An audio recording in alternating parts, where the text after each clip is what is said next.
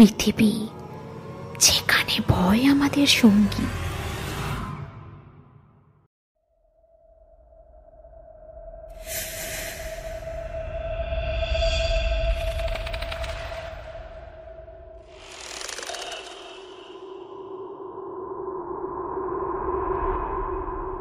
অন্ধকার রাত, কুয়াশায় ঢাকা রাস্তা, আর কানের ভিতর শোনা যায় অজানা কিছু নিঃশ্বাস। ভৌতিক পৃথিবীতে সকলকে স্বাগতম। এখানে আপনি পাবেন ভৌতিক গল্প, অজানা রহস্য আর অদ্ভুত ঘটনার এক ভিন্ন জগৎ। প্রতিটি গল্প আপনাকে নিয়ে যাবে এক অন্য ভয়ের জগতে, যেখানে বাস্তব আর কল্পনার সীমারেখা মিলেমিশে যায়। তাহলে আলো নিভিয়ে বসুন আর ডুবে যান ভৌতিক পৃথিবীর রহস্যের জগতে। আজকের গল্পের নাম অন্ধকারের প্রেত ছায়া। গল্পটি লিখেছেন নাহিয়ান আহমেদ। শুরু করছি আজকের গল্প। বিশ্বাস করুন আর না করুন, তবে এই ঘটনাগুলি আমার জীবনের এক অন্ধকার অধ্যায়। তখন আমি ঢাকার একটি নামকরা প্রাইভেট বিশ্ববিদ্যালয়ে সিভিল ইঞ্জিনিয়ারিংয়ে ভর্তি হয়েছি। প্রথম বর্ষের ছাত্র। জীবন নতুন রঙে রাঙানোর স্বপ্নে বিভোর, কিন্তু বাস্তবতার নির্মম চাপে হলে জায়গা না পেয়ে আমাকে সহপাঠীদের সঙ্গে বাইরে বাসা খুঁজতে হয়। খোঁজাখুঁজির পর আমরা 4 জন বন্ধু গার্ডেন ভিউ রোড নামে ঢাকার এক নির্জন এলাকায় 3 কামরার একটি ছোট্ট বাড়ি ভাড়া নিই। জায়গাটি অদ্ভুত রকমের নির্জন, দিনের আলোতেও যেন রাতের ছায়া। সামনের বাগান, বড় বড় গাছ আর আশেপাশের ফাঁকা জমিগুলি যেন নীরবতা চিৎকার করে। বাড়ির মালিক বিদেশে থাকেন। দেখাশোনার জন্য রহিম চাচা নামের একজন বৃদ্ধ কেয়ারটেকার আছেন। প্রথম কয়েকদিন বেশ ভালোই কাটল। আমরা আড্ডা দিতাম, গিটার বাজাতাম, তাস খেলতাম, ছাত্র জীবনের আনন্দে ভরপুর ছিলাম। কিন্তু এক রাতে আমার ঘুম ভেঙে গেল। রাত তখন প্রায় 3টা। শুনলাম রুমের কোনায় রাখা পুরনো কাঠের চেয়ারে ক্যাঁচম্যাচ শব্দ হচ্ছে। ভয়ে ভয়ে লাইট জ্বালালাম। চোখ সামনে যেতেই শরীরের সমস্ত শক্তি হারিয়ে গেল।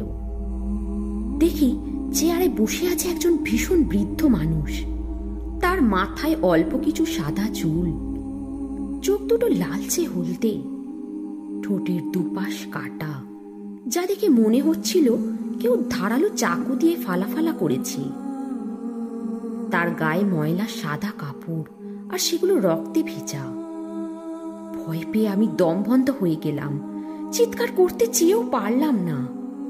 চোখ বন্ধ করে নিজেকে বোঝাতে লাগলাম, এটা কেবল হ্যালুসিনেশন, এর বেশি কিছু নয়। সাহস করে আবার চোখ খুললাম। ওমা, দেখি চেয়ারে কেউ নেই। পরের রাতে নিজেকে সাহস দিলাম। ভাবলাম আগেরটা নিছকই কল্পনা। কিন্তু রাত তখন 2টো। হঠাৎ খাটের নিচ থেকে কেমন জানি নখ কামচানোর মতো শব্দ শুনলাম। ভয়ে গা শিওরে উঠল। লাইট জ্বালিয়ে নিচে উঁকি দিতেই আমার বুকটা কেঁপে উঠল। দেখি সেই বৃদ্ধ খাটের নিচে বসে, তার চোখ দুটো অন্ধকারেও জ্বলজ্বল করছিল। এবার সে খাটের নিচ থেকে হাত বাড়িয়ে আমার পা ধরতে চাইছে।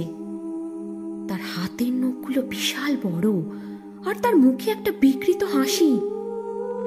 পালানোর চেষ্টা করতেই হঠাৎ পা পিছলে মেঝেতে পড়ে গেলাম। বাকি বন্ধুরা দরজায় ধাক্কা দিল। তারা আমার চিৎকার শুনেছিল। দরজা খুলে ভেতরে ঢুকেই দেখে, কোথায় বৃদ্ধ তো কোথাও নেই। এরপর রহিম চাচার কাছে জানলাম এই বাড়ির এক ভয়ানক ইতিহাস আছে। অনেক বছর আগে বাড়ির মালিক তার দত্তক নেওয়া ছেলের হাতে খুন হয়। সেই ছেলে নাকি সম্পত্তির লোভে বাবাকে এই বাড়িতেই হত্যা করে। বাবার মৃতদেহ বাথরুমে লুকিয়ে রাখা হয়। পরে সে ধরা পড়ে এবং ফাঁসিও হয়। সবচেয়ে ভয়ঙ্কর ব্যাপার হলো, রহিম চাচা বললেন সেই ছেলেটি দেখতে নাকি একদম আমার মতন, আমি যেন তার ছায়া। এরপর পিএল মানে প্রিপারেশন লিভ শুরু হলে সবাই বাড়ি চলে গেল। পরীক্ষার কয়েকদিন আগে আমি একাই ফিরে এলাম। সন্ধ্যের পর লোডশেডিং হয়ে গেল। বাসায় বসে থাকতে খুব ভয় লাগছিল, তাই নির্জন রাস্তায় কিছুক্ষণ হাঁটাহাঁটি করলাম। বাসায় ফিরেই দেখি দরজার সামনে সেই বৃদ্ধ দাঁড়িয়ে। এবার সে হেঁটে আমার দিকে এগিয়ে আসতে লাগলো। তার মুখে এক বিকৃত হাসি, চোখে জলজল করা ক্রোধ। ভয়ে আমি পেছনে সরতে থাকি। হঠাৎ সে দৌড়ে এসে আমার গলা চেপে ধরল। তার হাতগুলি ছিল লোহার মতো শক্ত।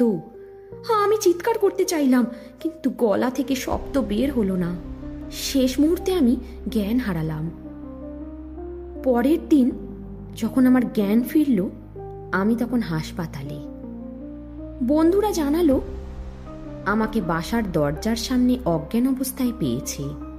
আমরা বাড়ি ছেড়ে অন্যত্র চলে গেলাম। কিন্তু আজও রাতে ঘুমানোর সময় মনে হয় সেই বৃদ্ধ আমার বিছানার পাশে দাঁড়িয়ে আছে।